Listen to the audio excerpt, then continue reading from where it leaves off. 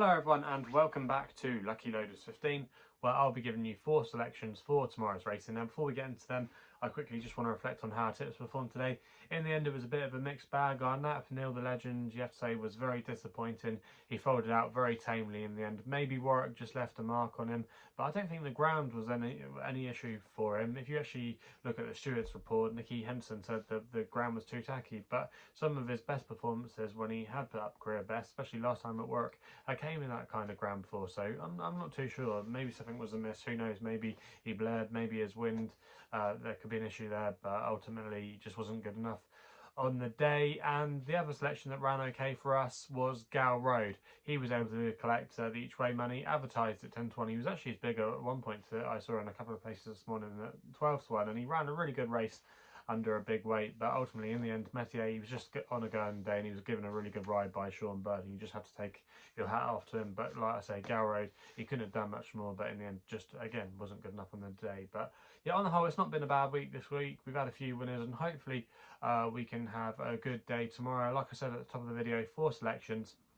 And we're going to be going to Ascot for the first one of them, where we go to the 145 with a horse called Stellar Magic. Now this is going to be an extra tip here. I'm going to recommend the Dirty Each Way with him at 9 to 2. You can get 4 places at that price at the current time of recording with Will Hill. And I'm going to recommend a 0.5 each way selection here for Mikael Nolan and Philip Hobbs. Now this horse I thought ran a really encouraging race last time out when he finished second at Haydock. He was just headed in the closing stages by Up for Patrol, or Up for Parole, I think that's how you say his name. But yeah, he was just headed in the closing stages, but that was still a really good run, I thought, on his seasonal reappearance. Some people might be worried about him maybe having a bounce factor, but he's won after his second start before. He's put a string of wins together when he did it at Taunton last year, so that wouldn't really bother me at all. I think he probably needed the run, and he holds quite a few here on form, so I think he's got a good chance. Okay, he was raised £4 for that effort, but he's up to a mark of 137, which I think is fairly workable. Okay, you got Gary Clement in here that probably will appreciate going up in trip, but I just thought he had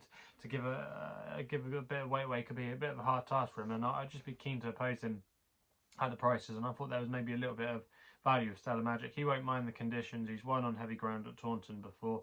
I just think he's very unexposed and he could potentially have a little bit more to offer. So I thought 92 there. I thought he was a solid Dirty Each Way option, and fingers crossed we can get off to a good start there. We then go to my Nap, which runs in the 220 at Ascot.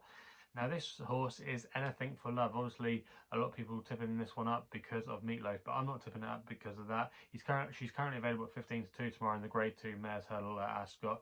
I think that's still a fair price. I'm going to recommend a 1-point win bet here for Paige Fuller and Jamie Snowden. But this horse, Anything for Love, I actually backed her last time when she finished second in a listed event at Sandown. I knew that would really be her cup of tea. Soft ground, a stiff uphill finish. She just stays all day, and I thought she ran a really good race there behind Matilo Sky, who's been a really good horse for Lucy Wadden over the last 12 months or so, and I think that is pretty decent form in the context of this race. But I think the key tomorrow with Anything for Love is stepping up in trip to 3 miles. I just think she's very unexposed at the trip, and the only previous attempt she had at the trip was 2 starts ago when she carried a massive weight at Foss Lass. Okay, she didn't beat anything of note, but she was asserting in the closing stages, pulling away, giving 2 stone to all her rivals, and she was very, very impressive.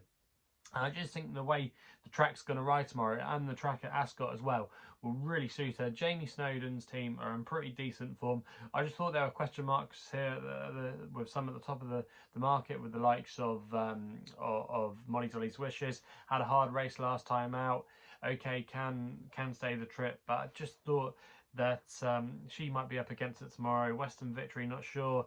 Sarah, Willie Mullins' horse as well. My sister Sarah, I'm not sure about her. I just thought Anything for Love was a really solid horse, and she could still have a little bit more to come over hurdle. She's actually a half sister to the Cheltenham Gold Cup winner from 2017, Size and John. So the stamina and the pedigree, and I think she's open to a lot more improvement. And at 15-2, I'm quite excited by her. I think she's definitely going to run a big race and can go close in that race at Ascot tomorrow. We then go to the 235 at Haydock for the long shot of the day in the Peter Marsh chase. I'm going to go here with Lakeview Lad. He's currently 16 to 1 with Betfair and Paddy Power paying 4 places on this race. I'm going to recommend a 0.5 each way selection. Now I know what you're saying. He's regressive. He's getting old. You know, he's 40. His best days are behind him, and obviously that's true to somewhat of an extent. But I just thought that he'd been a little bit overlooked here, and he was down to a very workable mark. He's now down to a mark of 146, which is £4 lower than when he ran behind the Black Lion, who went on to boost that form winning next time out at Haydock. And I just thought he's been a little bit underestimated here in the market. It's fourth in the Road America at Wetherby. That's actually not a bad run. Yes, you've got Sandy Thompson's horse in here, Elvis Male, but for me, I don't know about him. I wouldn't like to. I think the price has gone, and I wouldn't like to trust him if he clattered maybe one of these fences, despite him maybe having more to come. But our selection is going to be better off the weights from when they met at Wetherby last time out. And off a mark of 146, this horse I think can be competitive. He's a previous course winner. He stays well. Trevor Hemmings as well won this race with Vintage Clouds a couple of years ago. And older horses do have quite a good record in this race. Quite a few 10-year-olds have won it, 11, 12-year-olds if you go through the Roll of Honour in the past. And I just thought Royal Pagel had a little bit more in his hands this year. I don't think it was a strong renewal of the race last year. And I don't think his second in the Betfair chase behind that Plutard actually reads that well. And this is a bit more of a it's more of a deeper contest. You've got Remastered, you've got a few others in here that have got unexposed profiles. I just thought this would be a tougher task, and I thought Lakeview Lad tomorrow, he's kind of either one of those horses that's either going to run really well, or you'll know your fate, he could get pulled up, but I just couldn't let him go off at the price.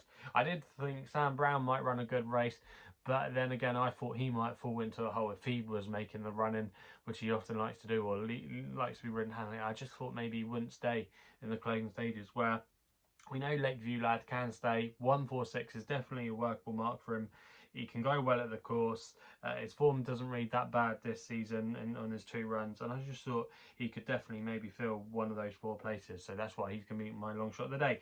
We then go to the next best, which runs in the 243 at Taunton with a horse called Oakley for Harry Bannister and Richard Bandy. Currently available at 7-2 across the boards, and I'm going to recommend a 1-point win bet here. Now this horse Oakley, I know, but I've not actually joined that bandwagon, was a cliff horse for a lot of people throughout his career. He was previously trained by Phil Hobbs, and he was always fancied to win one of these big handicaps, but he never quite did it.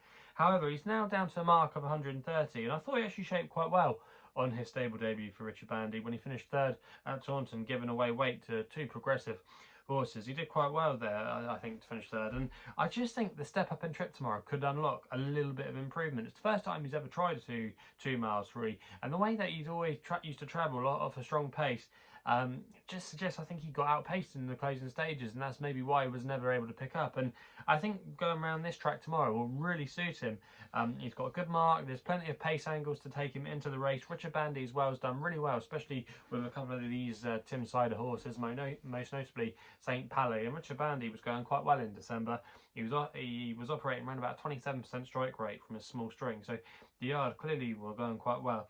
And I just thought this horse, yes, he is at the top of the market, but I just thought this could maybe be his day in the sun. And yeah, off a mark of 130, going up in trip, I just thought that there was a new angle with him there, and I'm prepared to give him a chance. So yeah, that's why he's going to be my next best of the day. So they're the selections for tomorrow's racing. Let me know in the comments box below what you're going to be back in tomorrow.